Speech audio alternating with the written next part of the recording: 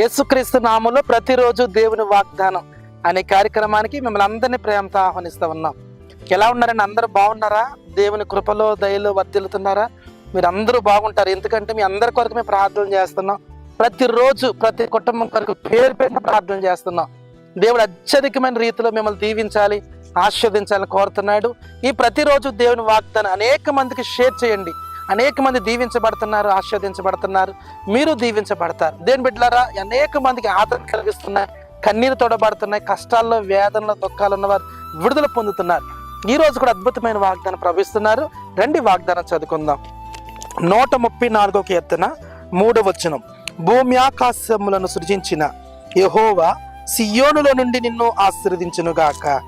హల్లెలూయా. అద్భుతమైన వాగ్దానం ప్రవహిస్తున్నాడు. భూమిని ఆకాశాన్ని సృజించిన యెహోవా చేత సియోనులో నుంచి మీరు ఆశీర్వదించబడుదురుగాక. దేని బిడ్డలారా, ఎంతో మంది ఆశీర్వదించబడాలని, దీవించబడాలని ఎన్నో రోజులుగా ప్రార్థన చేస్తున్నారు. ఈ వాగ్దానం మీ కొరకే.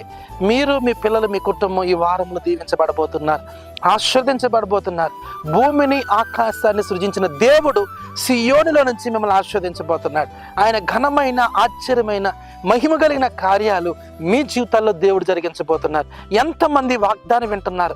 ఈ వాగ్దానం వినిచి ఉండగానే పరలోకము తెరబడి పట్టజాలని ఆశీర్వాదాలు, పట్టజాలని దీవెనలు మీ కుటుంబానికి రాబోతున్నాయి. వివాహ విషయంలో, నీ గర్భఫల విషయంలో, నీ ఇంటి విషయంలో, మీ స్థలం విషయంలో నూతన కార్యం, నూతన క్రియ పరిశుద్ధాత్మ దేవుడు జరిగించబోతున్నాడు. భూమిని ఆకాశాన్ని సృజించిన దేవుడు సియోనులో నుంచి మిమ్మల్ని ఆశీర్వదించబోతున్నాడు. పరలోకములో నుంచి బలమైన కార్యాలు మీ పట్ల జరిగించబోతున్నారు. దేవుని బిడ్డలారా, ఎంతమంది ఎక్కడ ఉండి వాగ్దానం విన్నారో, ఒకవేళ కష్టాల్లో ఉండొచ్చు, కన్నీరులో ఉండొచ్చు, నువ్వు వేదనలో ఉండొచ్చు. నీ కన్నీరు తోడబడబోతున్నాయి, నీ కన్నీరు నాట్యంగా మార్చబడబోతున్నాయి. బూడిదకు ప్రతిగా పూదండేవబోతున్నాడు, అవమానానికి రెట్టింపు ఘనతనేబోతున్నాడు. మునుపెన్నడూ చూడని కార్యాలు, అద్భుతాలు నీ కుటుంబంలో దేవుడు చేయబోతున్నాడు. సియోనులో నుంచి నా దేవుడు నిన్ను ఆశీర్వదించాలని కోరుతున్నాడు. ఇంతవరకు ఎలాంటి ఆశీర్వాదం, ఎలాంటి అభివృద్ధి, ఎలాంటి దీవెన నువ్వు చూడలేదేమో, కానీ ప్రభు ఈరోజు వాగ్దానం ద్వారాగా గొప్ప ఆశీర్వాదం, గొప్ప పేరును, ఖ్యాతిని నీకు ఇవ్వబోతూ ఉన్నాడు. నీ బలహీనతను కొట్టివేయబోతున్నాడు,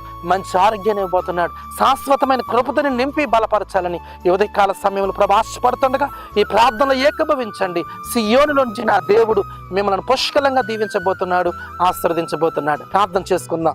పరిశుద్ధము నమ్మకమైన తండ్రి, నీకు వందనాలు. భూమి ఆకాశంలో సృజించిన యెహోవా చేత సియోనులో నుంచి మీరు ఆశీర్వదించబడతారన్న ప్రభువా. వారి వ్యాపారములు, వారి ఉద్యోగములు, వారి పిల్లల విషయాల్లో, వారి చదువు విషయములనైనా, వారి గర్భఫల విషయములో యేసు నామములో ఆశీర్వదింపబడుదురుగాక, దీవించబడుదురుగాక.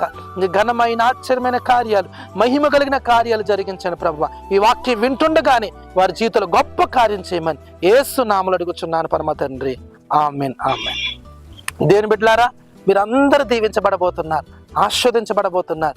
బలమైన కార్యాలు, ఆశ్చర్యమైన కార్యాలు పరిశుద్ధాత్మ దేవుడు మీ పక్షాన, మీ కుటుంబ పక్షాన జరిగిస్తూ ఉండగా ఈ వాగ్దానం ఎత్తుపట్టి ప్రార్థన చేయండి.